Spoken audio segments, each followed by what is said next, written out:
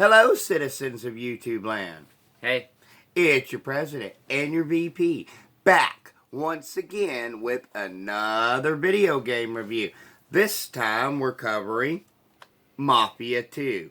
Well, I guess more specifically, I'm covering Mafia 2, and he's going to kind of ask questions as we go along. Kind of like what we did with the Spider-Man and the Last of Us reviews that we've done. Yeah. So, Mafia 2 is a 2010 video game that was released for the PlayStation 3, the Xbox 360, and the PC. There is now a definitive edition out. Don't play it. Yeah, we'll get into the specifics of that one here in a little bit. I have the PlayStation 3 version. So, it's rated mature for blood, intense violence, nudity, sexual content, strong language, and use of drugs and alcohol. So yeah, parents probably don't let your children under the age of, say, 14 play this video game. You can let them play this game, which is what I'm currently holding is Spider-Man.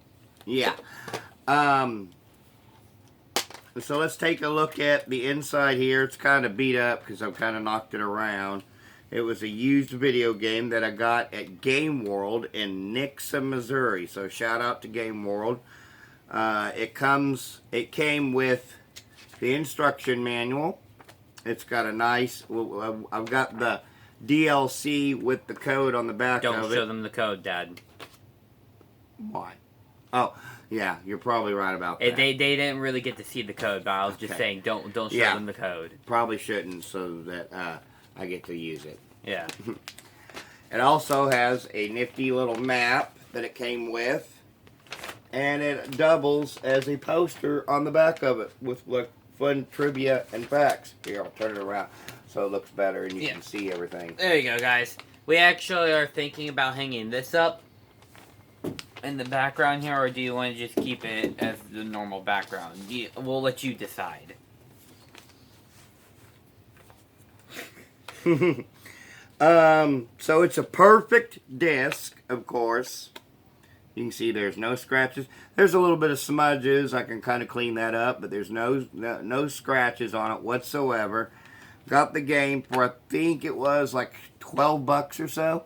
So it's pretty affordable. You know, I'm a older school type of video gamer, and I don't really play online, guys. Gotta say, I just don't. So let's talk about the story. You play as Vito Scaletta, and he is the son of an immigrant who came to the city of Empire Bay in the mid 1920s. At the time of the game, as the game starts, you're basically a hoodlum who has teamed up with your friend, Joe Barbara. And you basically rough people up and whatnot. Because you're a street thug. And there's not much opportunity for you elsewise. Because you're kind of looked down upon and frowned upon in society. And so you end up getting arrested after pulling a job, and they pretty much force you to go into the army, and that's basically where the game begins at, is you're in the operation to take Sicily from the Nazis, believe it or not. Mussolini, mostly. Mostly Mussolini, but by the time period, son, it's 1944, so the Nazis are in control. Mussolini had pretty much already died. Little historical context there. They had already pretty much killed him by the point of the game.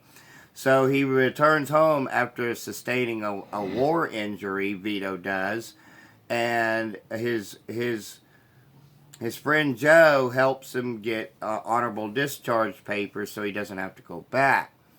In the meantime, he learns that his father has died, and he meets back up with his mom, and he's... Quick question. How does he become part of the Mafia? Why does he become part of the Mafia? There's very limited options for him. That's really the only option that he has at that point. I mean, sure, he probably could have went the straight life, but in-game dialogue suggests that the Straight Life would have been working at the exact same docks where his father was killed. You learn this a little bit later in the game. You begin work as you begin to work for the guy running the docks for like 5 minutes, where you're like loading stuff, and it's abysmal pay. And so basically, you're like, I quit. And then he's like, wait a minute, because he tells him that he's working with like Henry and the other guys, that he's got that opportunity. So the union boss of the docks sets him to work collecting money for haircuts. It's all corrupt. Everything's corrupt pretty much, and run by the 3 families in this case in the game. Who are the 3 families? I'm not real. I can't remember. Is Mr. Celonelli one of them from the first game? No. No. Oh. I can't remember all the specific characters in the game. Just the main story line. I know you begin work with Henry, and then you eventually have to you get caught up and you get sent to prison because of a gas stamps scheme that you guys come up with, where you go and you go and rob the government of gas stamps that have to be issued by midnight. Well, it all comes back to him, so he gets sent to prison, and that's where he meets a fella by the name of Leo Galante, who is a consigliere to a major crime family in Empire Bay. So, but in the meantime, you learn how to box, and you are at war with Irish mobsters and triads throughout the game. And it really plays into the final essence of the plot of the game when you eventually go to war with the Chinese triads. So wait, do you also have to take out the Irish mobsters? Yes, because the Irish mobsters eventually burn your house down in a mission, because there's a cutscene montage after you become made, because at first, I should back up, when you're working with Henry, they want you to buy into the criminal family. That's not how that works, okay? And then he learns from Leo that that's not how it works, because Vito's a bit naive in this case, son. He's a bit naive on how the way the criminal underground works. So Leo tells him that it's basically, like you're initiated in and whatnot. So they get him to kill the Don of the family that he was going to try to buy into, and in the process, because of that, he gets made. But like I said, it escalates and escalates and escalates to the point to where you eventually have to take out the Don of the family that you are currently made by. So there's that. And this brings Leo Galante back, who, by the way, it turns out Henry is a rat. The whole time he was a rat. Henry was a dirty, dirty rat. Yep, he was a rat. So you end up having Mafia speak for a snitch. You end up having to atone for your actions, and there's a big shootout at the observatory. And I do remember that you are a member of the Falcone family. So you end up taking out Carmen. McQuaid! Yeah. Sorry, I couldn't help. I know. So you end up taking out Carmen, and the game ends with you going to celebrate with Leo, but the triads have they have ushered Joe into another vehicle, and Joe is the one that helped you take him out in the first place. So, because the implication was that the deal was for you and not him. Now, my feelings on that was I wanted more after completing the whole thing. And he's like, Dad, watch this cutscene be the final thing, and then the credits are gonna roll. And I was just, you gotta be kidding Exactly. You know.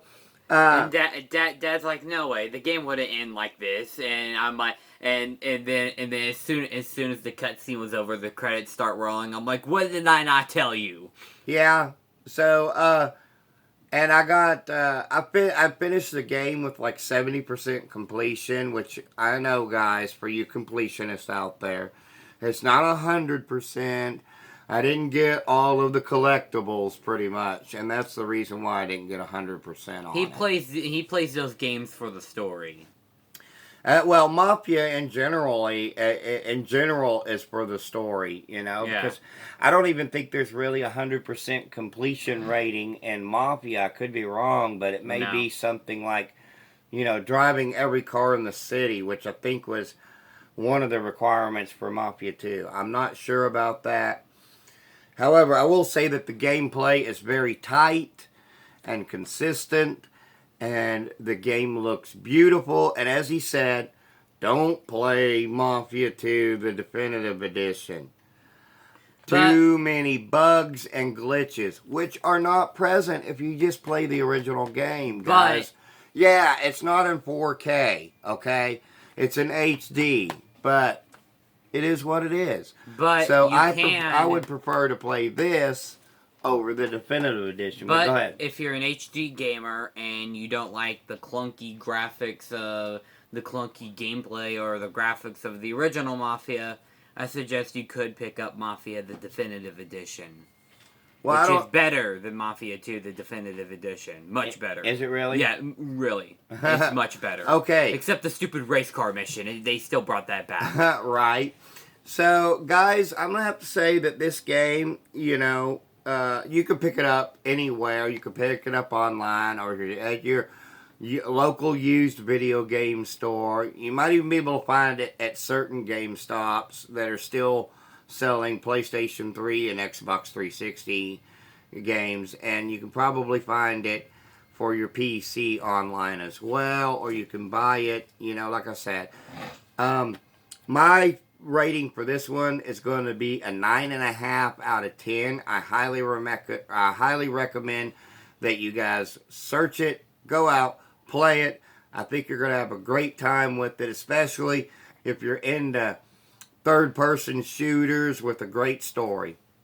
And the reason why it's not a 10 out of 10 is because, and I guess this is to the game's detriment and to its credit, because it left me wanting more.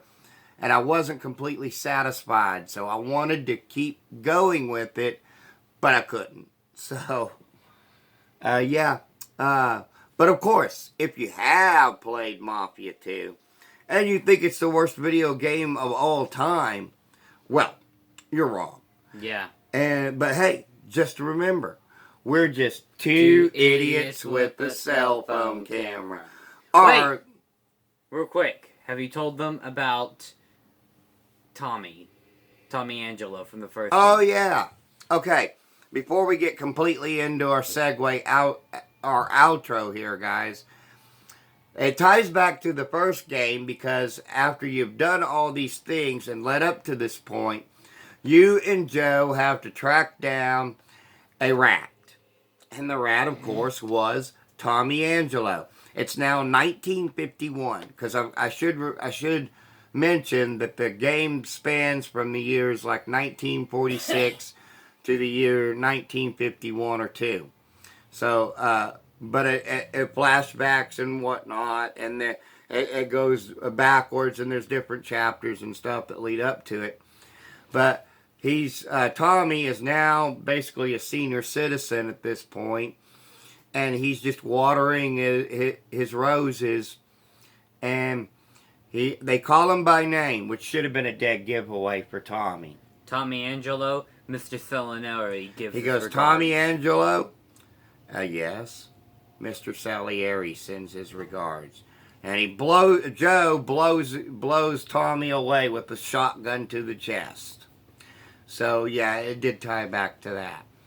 So that's all there really is left of this. But like I said, just remember, as before, we're just two idiots with a cell phone camera.